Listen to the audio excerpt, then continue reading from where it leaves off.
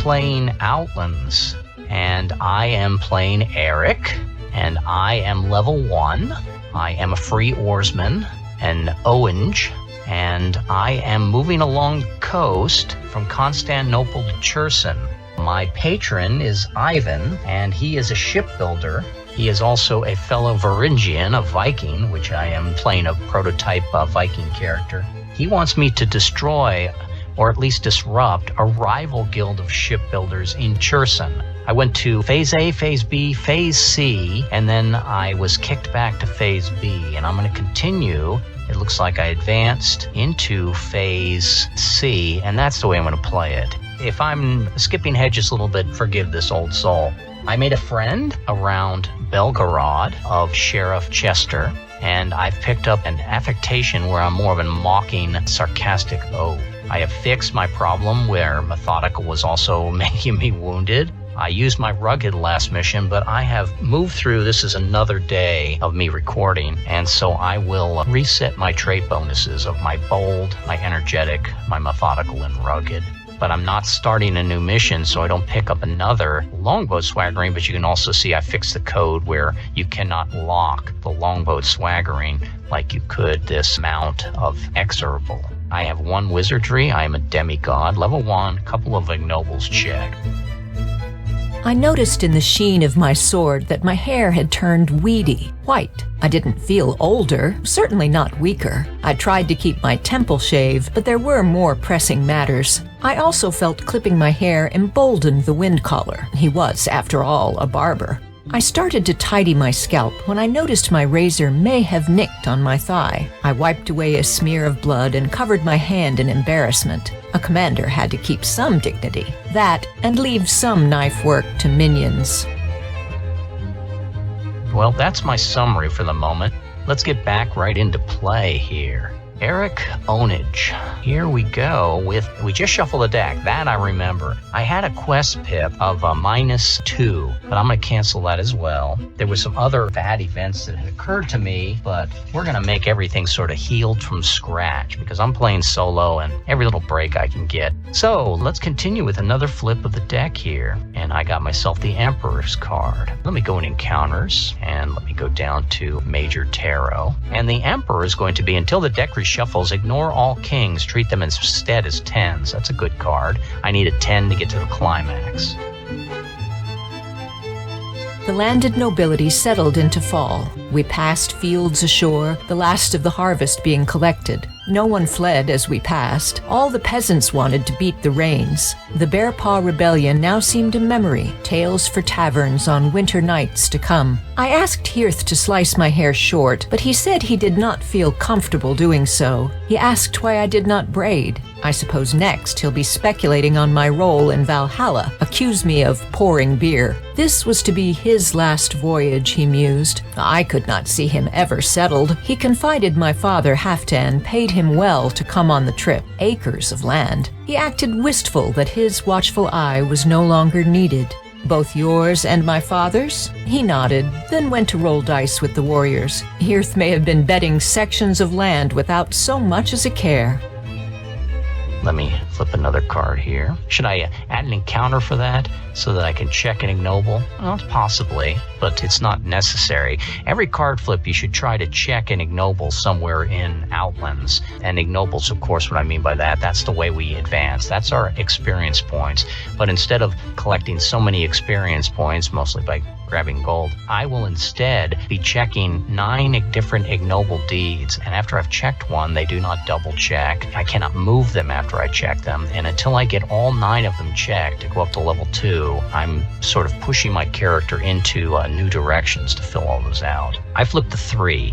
Now that 3 is not in phase. Do we remember that? This will probably be one of the few times I'll show this again. I counter flowchart, flip a card. Is it a king, queen, knight, knave, or 10? No, it looks like it's a 3 of coins. Is it in phase? We are in phase C, so 7, 8, or 9. It is not a 7, 8, or 9. It's a 3 of coins. Is the previous card a king, queen, knight, knave, or 10? Well, the previous card was the Emperor. and that's not going to help me. And what is the card before that? Ooh, it's a big void. But what we usually say is whenever we flip a deck and we don't have any reference point, we go to the default of Ace of Cups. So this is going to be, the previous card was not a King, Queen, Knight, Knave, or 10. It was, and it wasn't the same rank. I didn't flip 3-3. Instead, I'm going to subtract this ace from this 3 and get a 2 and encounter a cup coin. Let's go over to encounter cup coin and see what we have for that. Cup and coin, longboat again, encounter number 2, rationing. Now, didn't we have that before? Because if rationing becomes more serious, we probably are on the verge of starvation. We were attacked by the rival. The rival is a magic user out of Cherson who was sending foul zephyrs and foul winds against us, and also polluting the water so that the fish we were collecting were not nutritious anymore.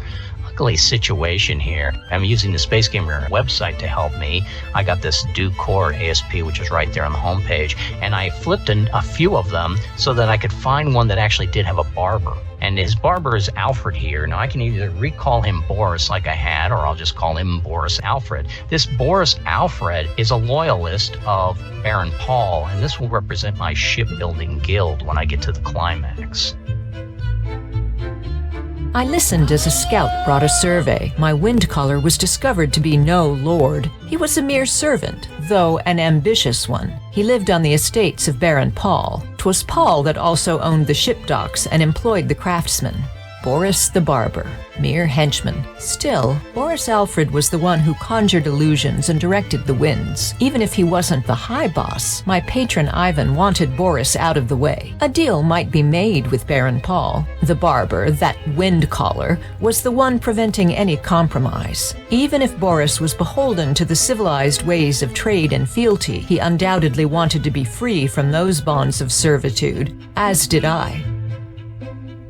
In the climax book, there's a number of ways that you can generate the climaxes for your adventure. If you're playing as a referee, you probably should do just a little bit of pre-work, but it's not necessary, as you'll see when I get into my solo game here. If you're familiar with Cutlass, in Cutlass I have a macros built into an Excel file that I can just digest from my game material and make climaxes on the fly. You don't have that. Sorry. I cannot share. I cannot risk the code becoming corrupted. Oh, well. There's a lot to be edited in post. So I got an encounter. My guys are starving again. Let me go in the encounters book here, and let's go down to the encounters at seas. And we said it was cup coin and recovering repairs. And I'm going to take a card on here until I get a result, which is going to allow me to end this encounter. And so let me flip a card, and I got a 3. Insult the weaklings until unable to tilt the cruise vessel on a beach for hull repairs. Heave the craft on her side by yourself. Now that would work really well for me as a demigod, and I've already been insulting my men, as you remember in a previous episode, that they need to start putting their backs into the oars. A fail and the encounter escalates to intramural combat, which would be a combat between myself and some of the guys aboard. Players must start with Brash Bane. If the character is trait rugged, and I am, difficulty decreases by 3. If the event was routine 1, and it's not, or catch-all, regardless, the ship would lose treachery expunged. I don't have treachery expunged anyway. It's a hefty mount. Down 3 is I only need 4 on 2 dice to pick up a hefty mount. I probably am on top of my mount here, helping to pull the boat over, and me and my magical dragon kind. 2 dice, looking for a 4. Do we have confidence? Well, it wasn't that big, but at least it was effective.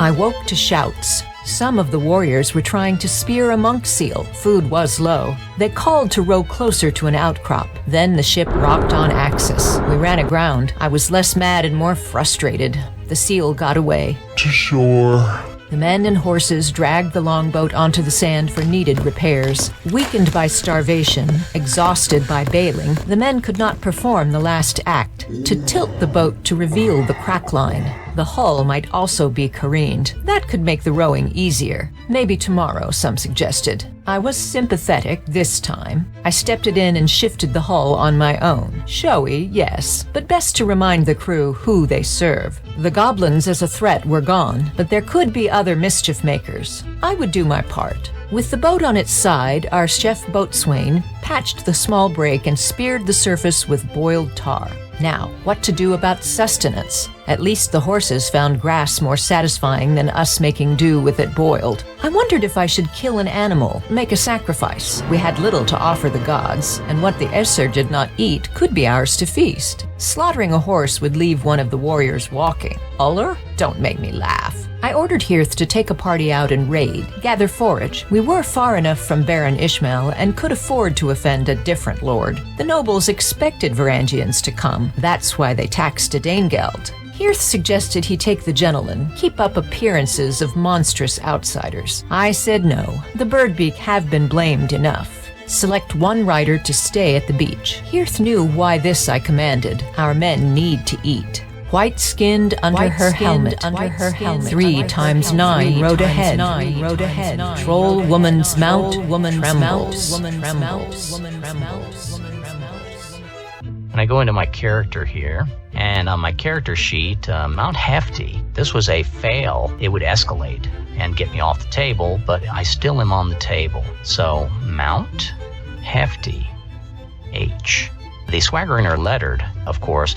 The elite goals would correspond to Beautiful Mount, which corresponds to an ingenious blade, which could correspond to Battle Cry as an individual. I can use higher order swaggering to cover for lower order swaggering that's in the tables. This was Mount Hefty, an H. I could not use a blade that's lithe to cover for this and get the advantage, but I could use if my crew was battle ready or if I was a wizardry of necromancy. Ooh, shivers.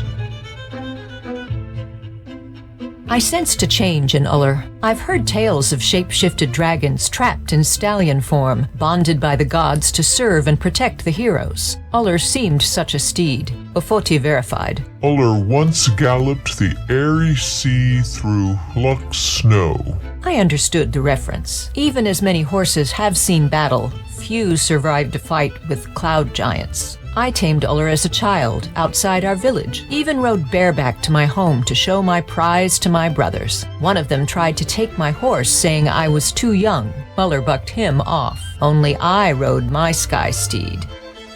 I'm still flipping cards on that encounter table, and I got myself a queen. Now the queen will say, if I get 3 or 4 of these, just eliminate redundancy, I'll skip forward, but mix up a restorative to ease any hunger pains. So now I'm doping my men. Success and the encounter ends. Fail, and your warped outcome tally increase. Now that's that slowly accumulating magical disabilities that will affect people in Outlands and with the magic system. A paladin blade, P, difficulty of a 7. Now I don't have any subtraction here like I did before. It'd be 2 dice for a 7, and I pick up a paladin blade, and also the encounter ends. Here comes my dice, 14, and that's the way that game is played. A parcel arrived from Ivan. Hirth was still off, I hoped gathering a wagon load of provisions. I opened the sack, which contained a dark sand. If only this was a bag of oats. I knew magic was here, but what? Sprinkle on the Salmo Labrax. I told the men to gather the last of those spawning fish, and did as my sword instructed. Sand of pyramids of Giza. My metal djinn may have made pilgrimage there. I was envious. I too would like to see that magical place. The spell was countered. No more bony lizards. Fat fish to stew for the remainder of our journey. That and the spoils Hirth brought back as a garnish. So let me go into my character here. Let me pick up Blade Paladin. I believe that's my 3rd blade swaggering. And I'm going to check an ignoble for that because that was, is it Bard's Tale? Is it Crafty Deeds? It can't be Crafty Deeds because it's part of a quick and dirty Q&D table. Is it going to be Growth? Not really. Heroics, exercising prudence and forethought, desires fulfilled. I think it probably could be prudence because I'm having the guys do preventive maintenance to make the ship very sleek in order to get the rowers an easier task and our sails to adapt to these foul zephyrs that are coming our way. The Jenolan wanted to tell me something. I struggled to comprehend, so I just waved my permission. I was stuffed. First time all trip. When the owlbeaks began shredding the square sail, the crew restrained them. I called my mariners back, let them work. I could see several of the non-humans donning sailmakers' palms and threading needles. Hirth came to me and asked if this was nesting. I truly did not know. The Deshi were nodding and grunting approval. Soon what was 1 became 2. The mainsail cleanly divided among the diagonal. Lantine like the Holy Land Felucca. The Latin rig was adapted to our vessel, 2 triangle sails running fore and aft as mainmast and added jib. This would counter the Windcaller's mischief. True sailing allowed all to rest the oars. And I move on to the next encounter. Still in Phase C, trying to get to Cherson. More later.